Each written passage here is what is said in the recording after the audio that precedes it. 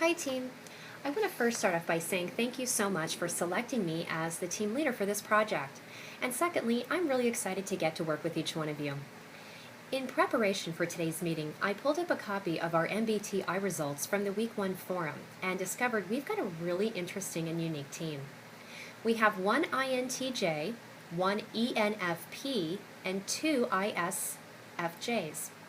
To break that down, we've got 3 introverts, 3 judgers, 3 feelers, 2 sensors, and 2 intuitives. So right off the bat, I see several strengths within our makeup that will make this a really strong team. First off, with such a healthy dose of feelers, I can tell we're going to have a very supportive team and one that will be very considerate of one another's feelings. I think this will be very important, especially when we begin sharing suggestions and feedback with one another.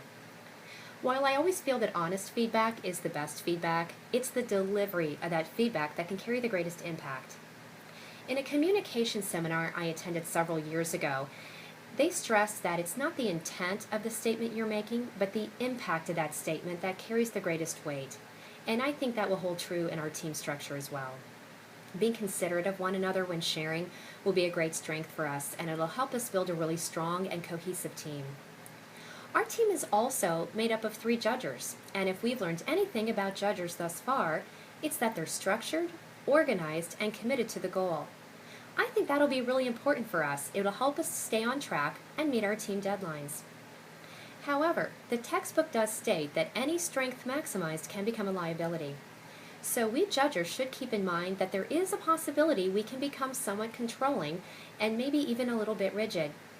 We can take a lesson from the perceiver on our team by staying open to new ideas and new options, and by being open to making changes as necessary to better our overall results. Our team also consists of 3 introverts. As an introvert myself, and speaking only for myself, I can honestly say that sometimes I tend to internalize things instead of verbalizing them. I think communication will be very critical to the success of our team. And we introverts should make an effort to not allow this to become a weakness for the team, but to put forth the effort to communicate with one another as we work through not just this project, but those projects we'll be working on together in the future. Relative to the team project for this class, we agreed that each member will send their slides to me by the 20th. This will allow me enough time to compile the slides into the presentation and return it to each member of the team so that all have an opportunity to review it and provide their feedback, suggestions, thoughts, and ideas. I hope that everyone's happy with their respective roles in the project. For some of us, it might be the first time we've worked with PowerPoint, and while I think it's good to step out of our comfort zone to try new things, learn new skills, and sharpen others, I want everyone to have a comfort level with their role. And this circles back to what I said about communication and support.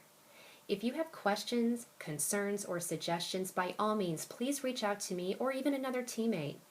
I want all of us to be supportive and helpful to one another and to not be afraid or hesitant to reach out and ask for help when we need it.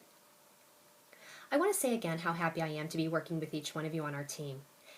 The consideration of our feelers, the organization and structure of the judgers, not to mention the practicality of our 2 sensors, and the drive and vision of our 2 intuitives will make this a really dynamic team.